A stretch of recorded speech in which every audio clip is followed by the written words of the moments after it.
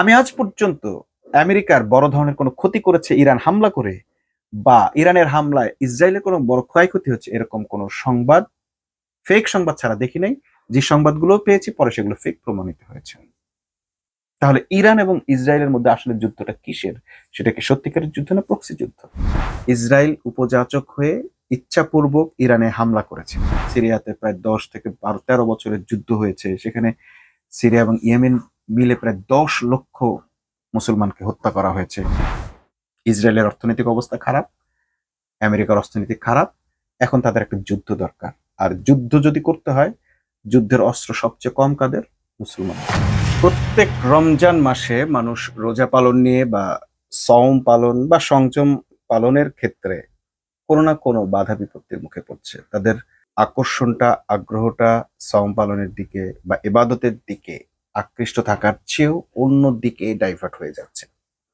কখনো বিশ্বকাপ খেলা থাকবে, কিংবা কখনো বিশ্বকাপ খেলা না থাকলেও এমন এমন জনপ্রিয় খেলা থাকবে যেগুলো নিয়ে মানুষ প্রচুর আলোচনা করবে, মানে খেলা দেখার প্রতি তাদের উন্মাদনা থাকবে, অথবা ইসরায়েল ফিলিস্তিনের উপর আক্রমণ করবে, মানুষ সেই আক্রমণ নিয়ে ব্যতিব্যস্ত থাকবে, অথবা ইরান ইসরায়েল যুদ্ধ হবে। মানে কোনো না কোনো একটা ইস্যু এমন ভাবে আসবে যে মানুষ সেইটা নিয়ে ব্যস্ত থাকবে। আর যদি কিছুও না হয় তাহলে বাংলাদেশে 8 রাকাত তারাবি না 20 রাকাত তারাবি এইটা নিয়ে মারামারি শুরু হয়ে যাবে, ঝগড়া বিবাদ শুরু হয়ে যাবে। কে কার বাড়ি ইফতার পাঠাইলো, পাঠাইলো কি পাঠাইলো না, পাঠানোটা ঠিক কি ব্যাঠিক। অর্থাৎ সারা জীবন তারা ফ্রিজ থেকে শুরু করে আলমারি, কাপড় চোপড়, মানে নানান জিনিসপত্র দেয়, ছেলে মেয়ের বাড়িতে আনা নেওয়া করে, বা কিন্তু হঠাৎ করেই রোজার মধ্যে শুরু হয়ে যায় ইফতারি দেওয়া নিয়ে যত রকমের গ্যাঞ্জাম। কেন দিচ্ছে, দিতে হচ্ছে কেন, এই জুলুম বন্ধ করেন। মানে এতদিনকার যে জুলুম সারা বছরে, সেটা জুলুম না, এই ইফতারি দেওয়াটাই আসলে বড় ধরনের জুলুম হয়ে যায়। আবার যার সারা জীবন একটা মানুষকে খাওয়াইতে পারে, তারা আবার দেখি যে ইফতারির সময় ইফতারি না নিলেই তাদের চলে না। এগুলো হচ্ছে নানা ধরনের বিতর্ক, মানুষের মাঝে সৃষ্টি করে বিতর্ক দিয়ে মানুষের আসল ফোকাসিং থেকে তাদেরকে সরিয়ে নেওয়ার একটা কৌশল। এবার আমরা পেলাম এবার যেটি আমরা পেলাম সেটি হচ্ছে ধর্ষণের একটা টেকনিক। বিভিন্ন জায়গায় ধর্ষণ হচ্ছে, মানুষ খুন হচ্ছে, শিশু ধর্ষণ হচ্ছে, এবং খুব আকর্ষণীয় কিছু ঘটনা ঘটছে। এবার দেখলাম একটা ছোট বাচ্চাকে হত্যা করা হয়েছে, তাকে জবাই করে হত্যার চেষ্টা করা হয়েছে, গলা কাটার চেষ্টা করা হয়েছে, পারে নাই, জঙ্গলের মধ্যে সে হেঁটে বেড়াচ্ছে। শিরোনামটা এমন ভাবে দিয়েছে মনে হয় যেন কোনো হরর ফিল্ম। গলা কাটা শিশু হেঁটে বেড়াচ্ছে, কি এক অদ্ভুত জিনিস, মনে হয় যেন গলাটা কেটে ফেলে দিছে, একটা মুন্ডহীন মানুষ হেঁটে বেড়াচ্ছে। ভিউ ব্যবসায়ীরা এইভাবে শিরোনাম করে মানুষকে প্রতারিত করছে। আমি বলবো এটা প্রতারণা করা, কারণ শিরোনামের সঙ্গে আসলে ঘটনার সেই রকম নয়। একটা বাচ্চাকে হত্যা করার চেষ্টা করা হয়েছে, এটা আসলে কোনো হরর ফিল্ম না। যাই হোক, তো এইরকম অনেক কিছু দিয়েই আমাদের এবারকার রমজান সওম পালন, আমাদের এবাদতের মাসটাকে ধ্বংস করে দেওয়া হয়েছে। এখন যেটি আমাদের কাছে সবচেয়ে বেশি আলোচ্য বিষয়, সেটি হয়ে গেছে ইরান ইসরায়েল যুদ্ধ। যখনই ইরান ইসরায়েল যুদ্ধ বাঁধে তখনই আমার খুব হাসি পায়। হাসি পায় এই কারণ ইরান সম্পর্কে আমার একটা স্টাডি আছে, ইসরায়েল সম্পর্কে আমার একটা স্টাডি আছে। আমি আমার স্টাডি সাধারণত প্রকাশ করি না, কখনো ফেসবুকে প্রকাশ করলেও এত বেশি গালি খাই যে আর এটা প্রকাশ করার সাহস হয় না। আমি আজকে আমার কিছু স্টাডি আপনাদের সামনে তুলে ধরবো, বাট আপনাদের ইগো যেন হার্ট না হয়, বা আপনাদের মাথায় যেন, বা আপনাদের এতদিনকার চিন্তায় যেন আঘাত না লাগে, সেটির দিকে আমি খেয়াল রাখার চেষ্টা করবো। বাট আমার কথা হচ্ছে যে আমি যাই কিছু বলি, আমাকে গালাগাল দেওয়ার আগে আপনারা বিষয়গুলোকে চিন্তা করবেন। দ্বিমত থাকলে অবশ্যই দ্বিমত করবেন। আমি আপনাদের দ্বিমতকে অবশ্যই প্রাণ ভরে গ্রহণ করবো, আন্তরিকতার সাথে গ্রহণ করব। কিন্তু আমার কথা হচ্ছে যে যেভাবে দেখছেন সেইভাবেও দেখতে পারেন, আবার নতুন করে চিন্তাও আপনারা করতে পারেন, কিছু চিন্তার খোরাক আপনাদের হতে পারে। যাই হোক, তো আমরা সেই আলোচনার দিকে যাব। এখন যে ইসরায়েল এবং ইরানের দ্বন্দ্ব চলছে, আমি এটাকে দ্বন্দ্ব বলছি কারণ এটা এখনো যুদ্ধ হিসেবে যুক্ত হয়নি বা যুদ্ধ হিসেবে শুরু হয়নি। আমরা দেখলাম ইসরায়েল উপযাচক হয়ে ইচ্ছাপূর্বক ইরানে হামলা করেছে, এবং তাদের কোনো দেশে হামলা করতে, বিশেষ করে ইরানের উপর কিংবা ফিলিস্তিনের উপর হামলা করতে তাদের কোনো কারণ লাগে না। কারণটা সাধারণত যে আন্তর্জাতিক আদালত বা আন্তর্জাতিক বিশ্ব বা মোড়লদের কাছে দেখাতে হয়, সেই মোড়লটা তাদের পকেটে থাকে, ইসরায়েলের পকেটে থাকে। আমেরিকা ইসরায়েলের বিরুদ্ধে কখনো কিছু করে না, কিছু বলেও না। আবার ইরানকেও আমরা দেখছি যে আমার জন্মের পর থেকেই আমি দেখে আসছি, জন্মের কথাটা বললামই কারণ আমার জন্মের সময়টা আর ইরানের অভ্যুত্থানের সময়টা বা ইসলামী বিপ্লবের সময়টা আহ, একই সময়। তো আমি তখন থেকেই, যদিও আমি তখন বুদ্ধি তো আর হয়নি, যখন থেকে বুদ্ধি হয়েছে তখন থেকে দেখে আসছি ইরান আমেরিকার বিরুদ্ধে, ইরান ইসরায়েলের বিরুদ্ধে, ইরান একটি ইসলামী রাষ্ট্র। কিন্তু ধীরে ধীরে আমার এই ধারণাগুলো কিভাবে পরিবর্তন হলো, আজকে আমি আপনাদের সাথে সেই বিষয়টা শেয়ার করব। এই পর্বটা বড় হতে পারে, আপনাদের একটু ধৈর্য ধরে আমাদের সঙ্গে থাকতে হবে। তো এইবার যখন ইরানের সাথে ইসরায়েল যখন ইরানে হামলা করলো, আমরা দেখলাম যে ইরান আসলে পাল্টা তেমন বড় কোনো হামলা করেনি বা করতে পারেনি বা করছে না। কারণটা হতে পারে যে যুদ্ধ বেঁধে যাবে। কিন্তু এর আগে যখন হামলাটা হয়েছে তখন আমরা দেখলাম যে ইরান এই করবে সেই করবে, অনেক বড় বড় কথা বলেছে। আমি আবার তখনও খুব অট্টহাসির সাথেই বলেছি যে এই যুদ্ধ 15 দিনও টিকবে না, থেমে যাবে। এবং অনেকে আমাকে সেখানেও খুব বাদ প্রতিবাদ করেছে, কিন্তু আসলে যুদ্ধটা 15 দিনও টেকে নেই। আমরা কখনোই দেখিনি, এত বছরেও আমরা কখনো দেখিনি ইরান ইসরায়েলের বড় ধরনের কোনো যুদ্ধ হয়েছে, কিংবা আমেরিকা ইরানের সঙ্গে কোনো বড় ধরনের যুদ্ধ হয়েছে। কিন্তু এই যুদ্ধের উন্মাদনা আমরা ছোটবেলা থেকে উপভোগ করে আসছি। এর মাঝখানে অনেক যুদ্ধ হয়ে গেছে, লিবিয়া দখল হয়ে গেছে, লিবিয়ার যুদ্ধ হয়েছে, ইয়েমেন ধ্বংস হয়ে গেছে, সিরিয়াতে প্রায় 10 থেকে 13 বছরের যুদ্ধ হয়েছে। সেখানে সিরিয়া এবং ইয়েমেন মিলে প্রায় 10 লক্ষ মুসলমানকে হত্যা করা হয়েছে। এবং আমরা এটা বলতে দ্বিধা নেই যে সেই হত্যাকাণ্ডের দায় যদি আমাদের দিতে হয়, তাহলে আমরা কাকে দিব আমরা জানি না। কিন্তু আমরা দেখেছি যে সিরিয়ায় আসাদ সরকারকে টিকিয়ে রাখতে একচ্ছত্রভাবে এখানে কাজ করেছে ইরান, সর্বাত্মক সহযোগিতা করেছে ইরান, আসাদ সরকারকে টিকিয়ে রেখেছিল ইরান, এবং ইয়েমেনে হুতিদেরকে সাহায্য করছে ইরান। অর্থাৎ ইরানের সাহায্য নিয়ে এই রাষ্ট্রগুলো যুগ যুগ ধরে যুদ্ধে অবতীর্ণ, যুগ যুগ ধরে যুদ্ধ অবতীর্ণ রাষ্ট্রগুলোর ভিতর এরাই ধ্বংস হচ্ছে, এরাই মারা যাচ্ছে। কিন্তু এইরকম ক্ষয়ক্ষতির কোন যুদ্ধ আজ পর্যন্ত আমরা ইরানের সঙ্গে অন্য কারো হতে দেখিনি। ব্যাপারটা খেয়াল করবেন, ইরানের সহযোগিতা নিয়ে ফিলিস্তিন যুদ্ধ করছে যুগ যুগ ধরে। ইরানের সহযোগিতা নিয়ে আসাদ টিকে ছিল 12 বছর ধরে, এবং 12 বছর সে হত্যাযজ্ঞ চালিয়েছে। প্রায় 10 লক্ষের বেশি মানুষ মারা গেছে এই কয়েক বছরে এই সিরিয়া এবং ইয়েমেনকে ঘিরে। ইয়েমেনও সেম, তারা যুদ্ধ করছে, হিজবুল্লাহ যুদ্ধ করছে ইরানের সহযোগিতা নিয়ে, লেবানন, তারপরে লিবিয়া ধ্বংস হয়ে গেছে। ইরাক, সবচেয়ে মজার ব্যাপার হচ্ছে ইরাক, ইরাক ধ্বংস করলো আমেরিকা, কিন্তু সেখানে রণতীতি ছিল কাদের, সহযোগিতা ছিল কাদের, ইরানের।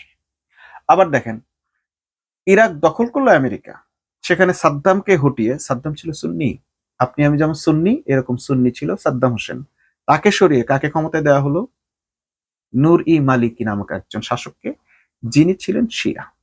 অর্থাৎ ইরানের হয়ে আমেরিকা রাষ্ট্রটা দখল করে ইরানকে শাসন করতে দিয়েছেন বা শিয়াদেরকে শাসন করতে দিয়েছেন। তাহলে যুদ্ধটা কে করলো, ইরান নাকি আমেরিকা? আমি এখানে কোনো ডিসাইডিং কথা বলতে চাই না, আমি শুধু বলবো আপনারা চিন্তা করবেন। সিরিয়ায় আসাদের হয়ে তাহলে যুদ্ধটা করলো কে, ইরান নাকি আসাদ সরকার? মারলো কাদেরকে, মুসলমানদেরকে নাকি কাফেরদেরকে?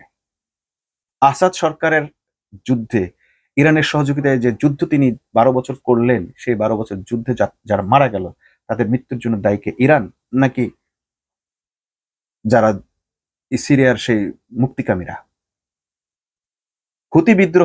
হুতিদের বিদ্রোহটার মদদ দিয়েছে কে? এখন আপনারা বলবেন তাহলে ফিলিস্তিনেও আমরা দেখছি একের পর এক ফিলিস্তিনিদের লাশ পড়ছে। ইসরায়েলের কেন নয়? আসাদকে যখন ইরান সহযোগিতা করেছে তখন আসাদ কিন্তু 12 বছর টিকে ছিল এবং অপর পক্ষের উপর গণহত্যা চালিয়েছে। কিন্তু যখন ফিলিস্তিনে আমরা দেখছি ইরান পক্ষে আছে, কিন্তু ইসরায়েলের উপর তারা কোনো আগ্রাসন বা বড় ধরনের হামলা চালাতে পারছে না। দুইটা একই শক্তি নিয়ে দুইটা দল, দুইটা গোষ্ঠী বা দুইটা দেশ যুদ্ধ করছে, একজন পরাজিত হচ্ছে, আরেকজন জয়ী হচ্ছে। হ্যাঁ, সর্বশেষ আসাদের ওখানেও ইরান পরাজিত হয়েছে। এখন আসি, এগুলো চিন্তার মধ্যে আপনাদের রাখার জন্য বলছি। এখন আমরা যেটা ভাববো সেটা হচ্ছে যে এখন যে যুদ্ধটা হচ্ছে সেই যুদ্ধের আসলে মূল কারণটা কি হতে পারে। মূল কারণ কখনোই আমরা যেটা বলবো সেটাই যে সত্যিকারের কারণ সেটা আমরা নিশ্চয়তা দিতে পারবো না, কিন্তু আমাদের অ্যানালিসিস বলছে অনেকগুলো কারণ আছে। অনেক গবেষক, অনেক বিশ্লেষক অনেকভাবে বিশ্লেষণ করেছেন, কিন্তু আমার কাছে মনে হয়েছে এই যুদ্ধটার একমাত্র বা প্রধান কারণ যদি হয়ে থাকে, একমাত্র বলছি না, দুঃখিত, প্রধান কারণ ট্রাম্পের অর্থনৈতিক লিপ্সা। আমরা জানি যে এই মধ্যপ্রাচ্য বা এই কেন্দ্রিক যত যুদ্ধ হয়, যুদ্ধের মূল টার্গেট কিন্তু রাষ্ট্র দখল বা দেশ দখল না। হ্যাঁ, ইরান এমন একটা মানে এমন কোনো রাষ্ট্র না যেটা দখল করে, বা এমন কোনো অর্থনৈতিক দেশও নয় যেটা দখল করে আমেরিকার অনেক লাভ হবে বা ইসরায়েলের কোনো লাভ হবে, খুব বড় লাভ হবে, বরং ঋণে জর্জরিত একটা দেশ, অর্থনৈতিক অবস্থা খুবই টালমাটাল একটা দেশ। তো এটা দখল করে আসলে খুব বেশি তাদের ফায়দা না। আর তাদের এমন কোনো সম্পদও নেই যে সম্পদ দিয়ে আমেরিকা ধনী হয়ে যাবে। তাহলে যুদ্ধটা আসলে কেন? অর্থের জন্যই, কিন্তু তাহলে ইরানের সঙ্গে কেন? ইরানের সঙ্গে যুদ্ধের মূল কারণটা হচ্ছে, আপনারা খেয়াল করবেন, খুব সম্প্রতি মাস 6 আগে হতে পারে, যে সৌদি আরবের সঙ্গে পেট্রোডলারের একটা চুক্তি ছিল আমেরিকার। সেই চুক্তিটা 80 বছর যাবৎ চলছে। যদি সাল বলি, 1974 সাল থেকে সম্ভবত, সরি 1900 না 74 না, আরো আগে থেকে, অর্থাৎ মোট কথা হচ্ছে যে প্রায় 80 বছরের একটা চুক্তি তাদের ছিল। হ্যাঁ, তো এই যে চুক্তিটা ছিল পেট্রোডলারটা, অর্থাৎ সৌদি আরব তাদের পেট্রোল ডলার ছাড়া আর কোনো বিনিময়ের মাধ্যমে বিক্রি করতে পারবে না। এটার নাম হচ্ছে পেট্রোডলার। এই 80 বছরের জন্য চুক্তি করে তারা এটাকে একচ্ছত্রভাবে কিনে নিয়েছিল। যে কারণে সৌদি আরব এই মানে এই তেল খনিজ সম্পদ অন্য কোনো দেশের কাছে বিক্রি করতে পারছিল না চুক্তির কারণে। 80 বছরের এই চুক্তিটা আর নবায়ন করেনি সৌদি আরব। বিষয়টা খুব ভালোভাবে খেয়াল করবেন। এখন যদি সৌদি আরবের মানে তেল যদি ডলার ছাড়া বিক্রি করে, আপনি সৌদি আরব থেকে যে কেউ তেল কিনতে পারবে, কিন্তু কিনতে হবে ডলার দিয়ে। তার মানে হচ্ছে তাকে আগে ডলার কিনতে হবে, তারপর ডলারে পে করতে হবে। তার মানে কি, লাভবান হচ্ছে তেল বিক্রি করছে সৌদি আরব, কিন্তু লাভবান হচ্ছে আমেরিকা। ইরান মানে সৌদি আরব থেকে ধরেন তেল কিনবে চীন, তাহলে চীন কি করবে? ডলার দিয়ে কিনতে হবে। চীনকে আদৌ ডলার বিক্রি করবে কিনা সেটা একটা বড় ব্যাপার, অর্থাৎ চীন হয়তো কিনতেই পারবে না, অন্য কোনো দেশের মাধ্যমে কিনতে হবে তাকে। তো এই যে ডলার হয়ে এই যে চুক্তিটার কারণে বিশাল একটা বেনিফিট পাচ্ছিল কে? আমেরিকা। এই চুক্তিটা সৌদি আরব সিদ্ধান্ত নিয়েছে আর নবায়ন করবে না। আপনারা কি এই খবরটা জানেন? আমার ধারণা আপনারা জানেন না। কারণটা হচ্ছে, সৌদি আরব যখন আমেরিকার বিরুদ্ধে কোনো ব্যবস্থা নেয়, আমেরিকার করাল গ্রাস থেকে বের হয়ে আসার চেষ্টা করে, সৌদি আরবের যদি কোনো ইতিবাচক খবর থাকে তাহলে সেটি আপনাদের সামনে কখনোই আসবে না।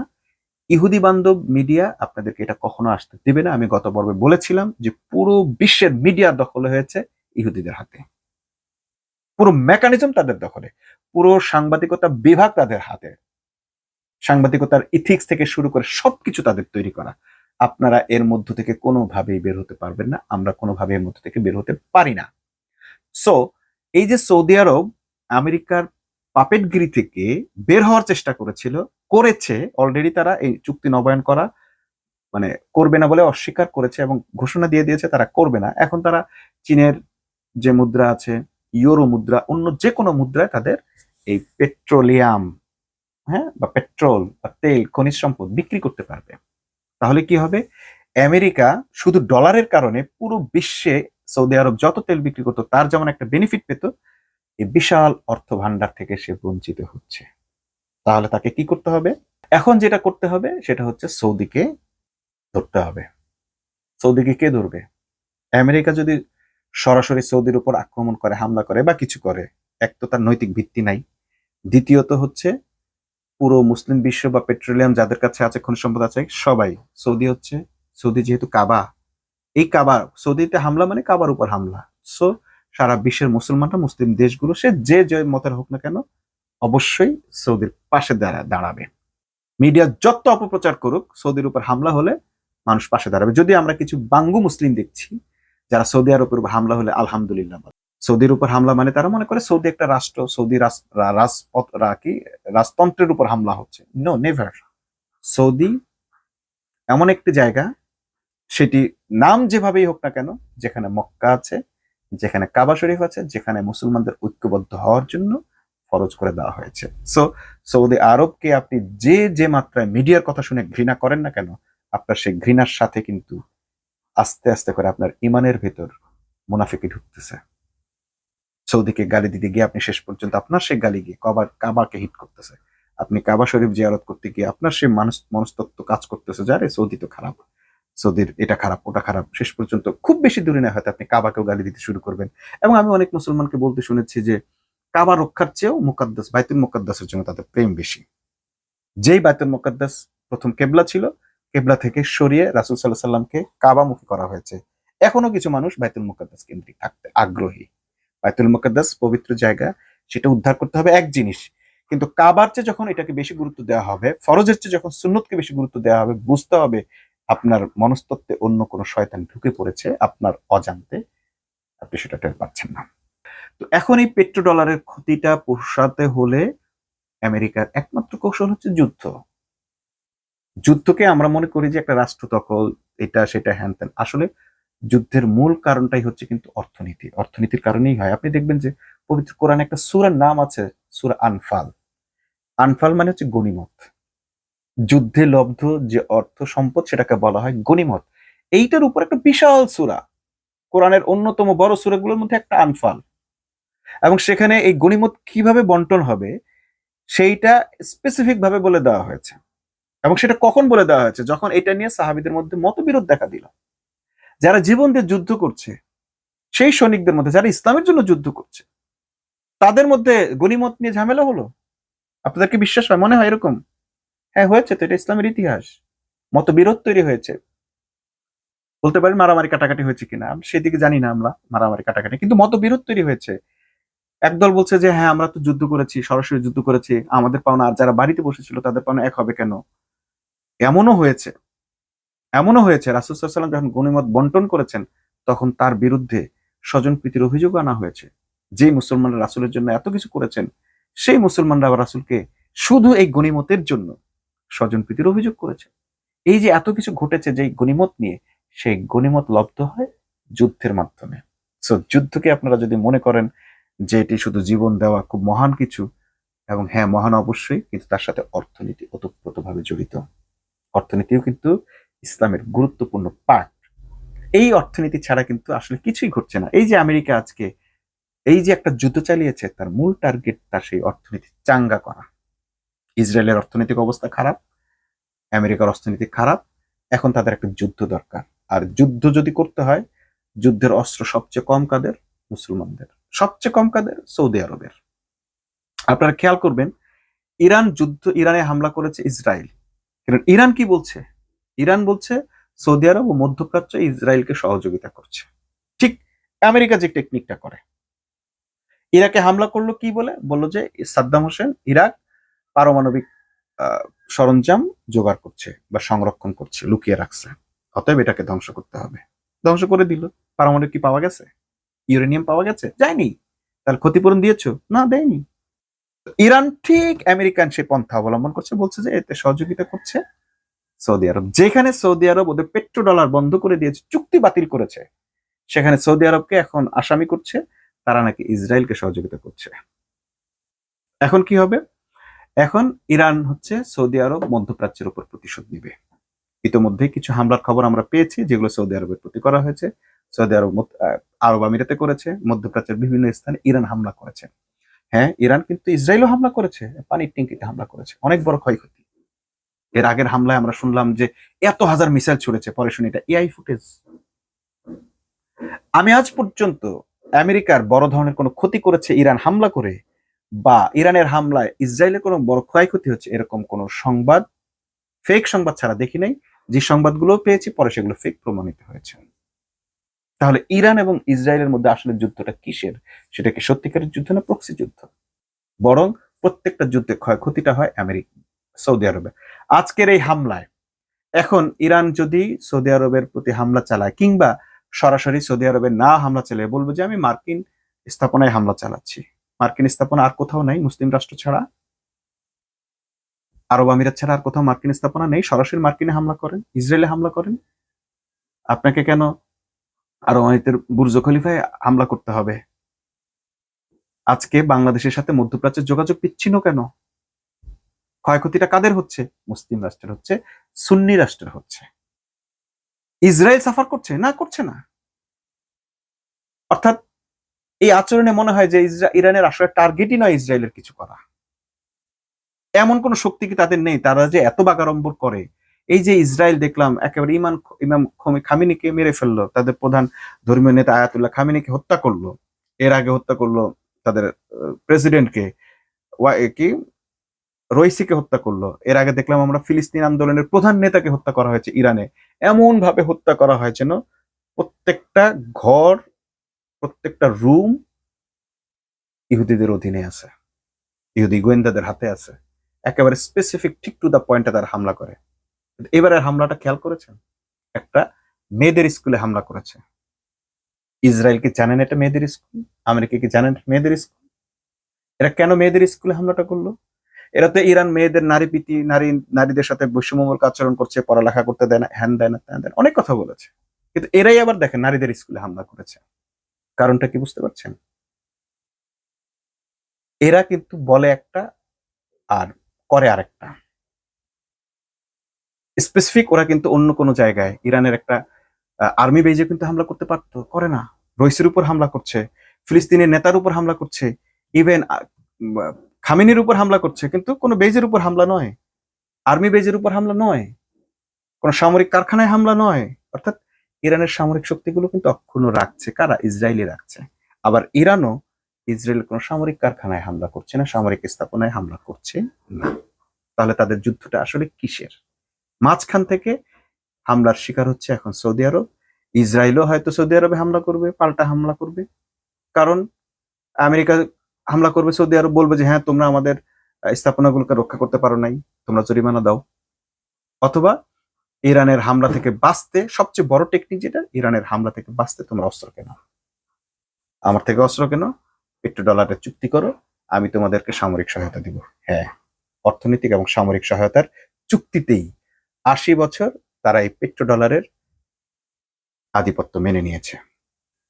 অর্থাৎ ডলার ছাড়া পেট্রোল বিক্রি করবে না, এই চুক্তি তারা 80 বছর টিকিয়ে রেখেছিল শুধু এই আর্থিক নিরাপত্তা, অর্থনৈতিক নিরাপত্তা এবং সামরিক নিরাপত্তার জন্য। এখন যারা সৌদি আরবকে গালি দেন, আরো বেশি করে দেন, সৌদি আরব তার আমার কিছু না। কিন্তু যখনই সৌদি আরব ইরানের পেট থেকে বের হওয়া, মানে আমেরিকার পেট থেকে বের হওয়ার চেষ্টা করে, তখনই কেন ইরান সৌদি আরবের উপর এই ধরনের যুদ্ধ চাপিয়ে দেয়? কিংবা ইরান, ইসরায়েল, যুক্তরাষ্ট্র সবাই সম্মিলিতভাবে সৌদি আরবকে বারবার বাধ্য করে। আরো একবারের ঘটনা মনে করিয়ে দিই, খাশোগি হত্যার সময় সৌদি আরবকে সেম বাধ্য করা হয়েছে। যখন একটা ইন্টারভিউতে মোহাম্মদ বিন সালমান বলেছে আমরা আর এককভাবে আমেরিকার উপর নির্ভরশীল থাকতে চাই না, রাশিয়া সফর করলেন, বিশাল পণাঢ্য সংবর্ধনা পেলেন, এবং তারপরেই খাশোগি হত্যায় মোহাম্মদ বিন সালমানকে ফাঁসিয়ে দেওয়া হলো। এমবিএস নাম দিয়ে তার বিরুদ্ধে মিডিয়াকে যাচ্ছে তাই ভাবে ব্যবহার করা হলো। সমস্ত মিডিয়ায় খাশোগি হত্যা। তার আগে 400-র অধিক সাংবাদিক হত্যা হয়েছে, সেগুলো কোনো সংবাদ মিডিয়ায় নেই, পুরোপুরি ব্ল্যাক আউট। এই যে মিডিয়ার ব্ল্যাক আউট খেলা এবং কোনোটাকে এমফ্যাসিস করা, গুরুত্ব দেওয়া, শিবিরের কোনো ছেলে একটা নারীর একটা শিবিরের নয়, প্রোফাইলে হয়তো জামাত শিবিরের কোনো আইডেন্টিটি কিছু থাকতে পারে, সেও যদি একটা ফেসবুকে যে এর ধর্ষণ করা উচিত, ধর্ষণ হইলেও কার আপত্তি থাকবে, এইটা নিয়েও ঝাড়ু মিছিল করেছে। কিন্তু আজকে ধর্ষণ নিয়ে দেখেন ছাত্র দলের কোনো কর্মসূচি নেই। একের পর এক শিশু ধর্ষণ করছে এবং তাতে বিএনপি ছাত্র দল ধরা পড়তেছে, কোনো কর্মসূচি নেই। ঠিক সেম, এবং মিডিয়াও এগুলো ব্ল্যাক আউট করে দেয়। এই মিডিয়ার ব্ল্যাক আউট খেলাটা কিন্তু সারা বিশ্বে চলছে। খাশোগি হত্যার সেই ঘটনা দিয়ে যে চুক্তি থেকে, অর্থাৎ পারমাণবিক একটা চুক্তির কথা ছিল, এবং ওই যে সৌদি আরব যে বলেছিল আমরা এককভাবে আমেরিকার ইয়েতে বন্দী থাকতে চাই না বা আমেরিকার সহযোগিতা চাই না, তো সেটা এর পরপরই এমনভাবে এমবিএস কে ফাঁসানো হয়েছে যে তার এখন জেলে যেতে হবে। একজন সাংবাদিক, তাও আবার তুরস্কে মারা গেছে, সেই সাংবাদিক হত্যার সাথে এমন ভাবে তাকে ফ্রেমিং করা হয়েছে যে মানে সম্পূর্ণভাবেই এমবিএস ফেসে যান। অর্থাৎ পরবর্তী কি বলে এটাকে, ওদের সৌদি বাদশাহ সে হতে পারবেন না, তাকে এখন নথি স্বীকার করতে হবে আমেরিকার কাছে। এবং আমরা দেখলাম যে পর্দার আড়ালে আবার সৌদি আরব নথি স্বীকার করলো, এবং তখন আবার তার পক্ষে সংবাদ আসলো, CNN, TNN সব এই সমস্ত গোয়েন্দা রিপোর্টকে আমেরিকা অস্বীকার করলো। অর্থাৎ আমেরিকা তাকে আবার গ্রহণ করে নিল, তার বিরুদ্ধে যত অপবাদ আছে আপনারা এখন খাশোগি হত্যার জন্য আর কখনো সৌদি আরবকে দায়ী করছেন না। এই যে আপনারা মিডিয়ার পাপেট হয়ে গেছেন, আপনারা গালি দিচ্ছেন সৌদি আরবকে পাপেট বলে, কিন্তু আসলে আপনারা পশ্চিমা মিডিয়ার এবং প্রাচ্য মিডিয়ার, ভারতীয় মিডিয়ার পাপেট। আপনারা তাদের দেওয়া বয়ানকে, বাংলাদেশে আমরা দেখেছি মিডিয়া বয়ান তৈরি করেছে জামাতের বিরুদ্ধে রাজাকার বলে, তারা ধর্ষণকারী, তারা এইটা সেইটা, কিন্তু আজ পর্যন্ত আমার আমার এই লাইফে আমি কোনো একজন মানুষকে পাইনি যে স্বচক্ষে দেখেছে যে জামাতের কোনো লোক কোনো নারীর উপর নির্যাতন করেছে, কিংবা কোনো অস্ত্র নিয়ে মুক্তিযোদ্ধাদের উপর হামলা করেছে, বা অস্ত্র তাদের হাতে দেখেছে এই যুদ্ধের আমলে, যুদ্ধের সময়টাতে। কিন্তু মিডিয়া, সিনেমা টিনেমা ইত্যাদি দিয়ে এমন ভাবে এটাকে, এই যে বয়ানটা তৈরি করেছে ইন্ডিয়া, সেই বয়ানকে কোরআনের মতো বিশ্বাস করেন আপনারা, করে গত 54 বছর যাবৎ জামাতকে সেই একটা ফ্রেমিং কিন্তু করেছেন যে এরাই রাজাকার। এখনো দেখি অনেকে ভালো মুসলিম, খুব ইমানদার, খুব নামাজ কালাম করে, তাও জামাতকে শুধু ঘৃণা করে, তারা রাজাকার ছিল। কিন্তু রাজাকার আদৌ ছিল কিনা, নাকি সেদিন বিহারি মুসলিমদেরকে হত্যা করেছে মুক্তিযোদ্ধা নাম দিয়ে আওয়ামী লীগ, ভারতের অনুচরেরা, এই সত্যগুলো তারা কখনো ঘেটে দেখার চেষ্টাও করে না। এগুলো বললে তারা উল্টো আপনাকে রাজাকার বলবে। এই যে মিডিয়ার দাস, পাপেট হয়েছেন আপনারা, এই মিডিয়ার পাপেটেরা, এই পশ্চিমা মিডিয়ার পাপেটেরা আবার সৌদি আরবকে পাপেট বলেন। হ্যাঁ, অবশ্যই সৌদি আরব পাপেট, কিন্তু তার চেয়ে বড় পাপেট আপনারা। আর সৌদি আরব যখনই আপনার এই পাপেটগিরি থেকে বের হতে চায়, আপনারা আবার তাকে জোর করে পাপেট বানান। আজকে সৌদি আরবের পক্ষে কেউ নেই, থাকবেন না আপনারা।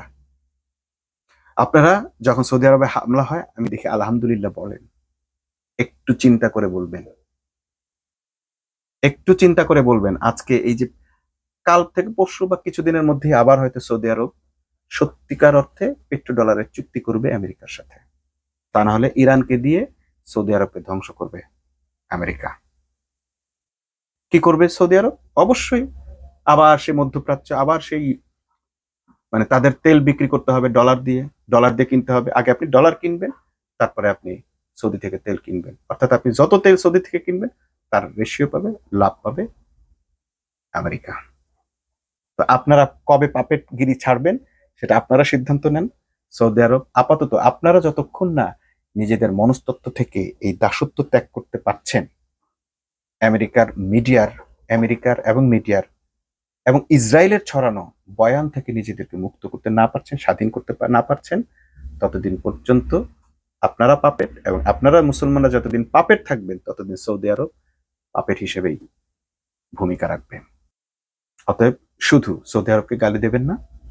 আর ইরানের এই যুদ্ধ নিয়ে আপনাদের এত মাথা ব্যথার কোনো দরকার নেই। এই যুদ্ধ থেমে যাবে, সৌদি আরব যখনই রাজি হয়ে যাবে আমেরিকার দায় পরিশোধের জন্য বা চুক্তির জন্য, দেখবেন আমেরিকা সবকিছু আবার ঠান্ডা করে দিবে এবং ইরান আমেরিকার কথাতে আবার সবকিছু ক্লোজ করে ফেলবে। আর আপনার এত আশঙ্কার কিছু নেই। ইসরায়েল ইরানের আহামরি কোনো ক্ষতি অতীতেও করে নাই, কোনো এয়ারবেজে কিংবা কোনো সেনার সামরিক কারখানায় কিংবা সামরিক বেইজে হামলা করেনি। ইরানও ইসরায়েলে কোনো এই ধরনের হামলা করবে না, আমেরিকাতে তো নয়ই। যা ক্ষতি হবার হতে পারে সৌদি আরবের, মধ্যপ্রাচ্যের যা হয়েছে আর কিছু হতে পারে। যদি এটা আটকাতে হয় সৌদি আরবকে আবার সেই পেট্রোডলারের চুক্তিতে যেতে হবে। ইতিমধ্যে মধ্যপ্রাচ্যের একটা মিটিং হয়ে গেছে, হয়তো তাদের সেখান থেকে সিদ্ধান্ত আসবে। এই যে চুক্তি নবায়ন তারা না করার সিদ্ধান্ত নিয়েছিল, হয়তো আবার তাদেরকে চুক্তি করতে হবে, তারা আবার পাপেট হবে। আর আপনারা আবার তাকে পাপেট বলে গালি দিয়ে নিজেরাই আসলে মূলত পাপেটগিরি করবেন। মুসলমানদের এই পরিণতি ভোগ করার জন্য অগ্রিম শুভেচ্ছা জানিয়ে আজকের মতো শেষ করছি। আল্লাহ হাফেজ।